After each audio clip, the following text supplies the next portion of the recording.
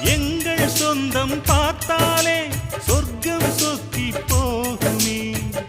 எங்கள் வீட்டில் பூத்தாலே பூவின் நாயுள் கூடுமே.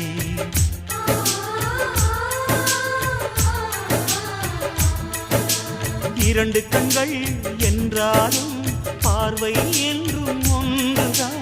உருவத்திலே தனித்தனிதான், உள்ளம் என்றும் ஒன்றுதான். ஒரு சேவல்தான் நடை காத்தது, இந்த அதிசயம் பாருங்கள். கண்ணனை வாழ்த்துங்கள்.